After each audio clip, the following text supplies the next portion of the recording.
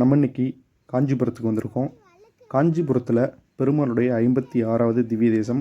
இந்த கோவில் வந்து பார்த்திங்கன்னா முக்கிய நகரத்தில், அதாவது மெயின் சிட்டிக்குள்ளே தான் வந்து அமைஞ்சிருக்கு. இந்த கோவில் வந்து archaeological survey of India ASI அதால் தான் பராமரிக்கப்பட்டு வந்துகிட்ருக்கு. மணி இப்போ 4 மணி ஆகுது மாலை. இப்போ பார்த்திங்க அப்படின்னா லாக்கில் இருக்குது. அதுக்கு முன்னாடி நம்ம சேனலில் தொண்டை மண்டலத்தில் உள்ள, அதாவது இந்த காஞ்சிபுரத்துக்கு பக்கத்துலேயே இருக்கிற நிறையா திவ்ய தேசங்களுடைய வீடியோக்கள் எல்லாமே வந்து நம்ம போட்டிருக்கோம். அதோடைய வீடியோஸ் எல்லாமே வந்து கீழே டிஸ்கிரிப்ஷன் பாக்ஸில் இருக்கும், செக் பண்ணி பாருங்கள். கிட்டத்தட்ட ஒரு 5-6 இடத்துல வந்து நம்ம வந்து கவர் பண்ணி போட்டிருப்போம். இதை வீடியோ முடிச்சுட்டு அதுக்கப்புறமா இந்த வீடியோக்கெல்லாம் போய் பாருங்கள், ரொம்ப ரொம்ப சூப்பராகவே இருக்கும். இப்போ நம்ம வந்து இந்த இடத்த பார்க்கலாம். இது வந்து பார்த்திங்கன்னா வைகுண்ட பெருமாள் கோவில்னு சொல்லுவாங்க. இந்திய தொல்லியல் துறையால் பராமரிக்கப்பட்டு வந்துகிட்ருக்கு. கோவிலுக்கு ரைட் சைடில் பார்த்திங்க அப்படின்னா ஒரு மிகப்பெரிய தெப்பக்குளம் இருக்கும். நிறைய படிக்கட்டுகளுடைய அந்த காலத்து அந்த கலைப்பாணி அப்படியே தெரியும். தண்ணி இல்லாதனால நம்மளுக்கு வந்து அது வறண்டு போய் கிடக்கு. அப்படியே நம்ம வந்து வெயிட் பண்ணுவோம். 4 மணிக்கு தான் திறப்பாங்கன்னு சொன்னாங்க. ஆனால் ஒரு 4:30க்கு மேலேயே ஆயிடுச்சு. இன்ன வரைக்கும் வந்து திறக்கலை. திறந்ததுக்கப்புறம் நம்ம உள்ளே போகிறோம். இங்கே பார்த்திங்கன்னா சேதமான இந்த 2 தூண்கள் வந்து நம்மளால் பார்க்க முடியுது. இந்த கோவிலே வந்து ஒரு முழுமை பெறாதது மாதிரி தான் தெரியுது பார்க்குறதுக்கு. இது வந்து 3 அடுக்கு கோபுரங்கள் கொண்ட ஒரு கோவில். இங்கே பார்த்திங்கன்னா முன்னாடி வந்து ஒரு சின்ன மண்டபம் மாதிரி இருக்குது. அதோடைய வைகுண்ட பெருமாள் கோவிலை பற்றியான வரலாறு வந்து முன்னாடி கொடுத்துருக்காங்க. நம்ம அப்படியே படித்து பார்த்துட்டு உள்ளே போகிறோம்.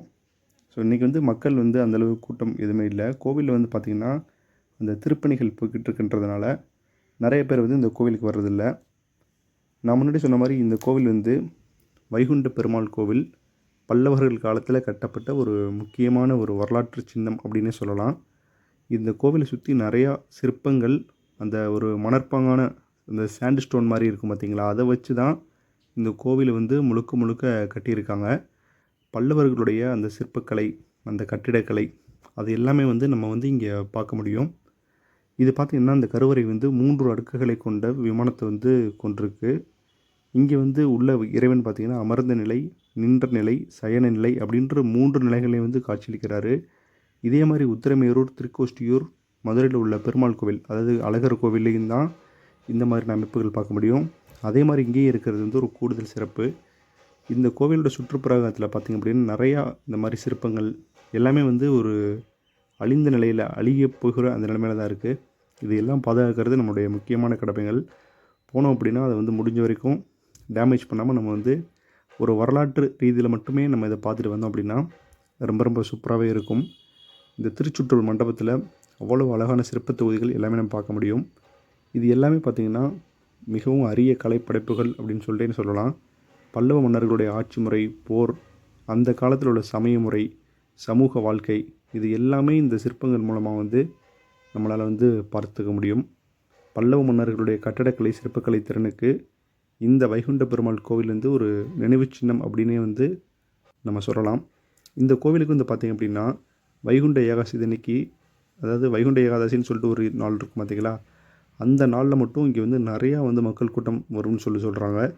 மற்றபடி சனிக்கிழமைகளில், விடுமுறை நாட்களில் இங்கே வந்து நிறைய பேர் வந்து வருவாங்க.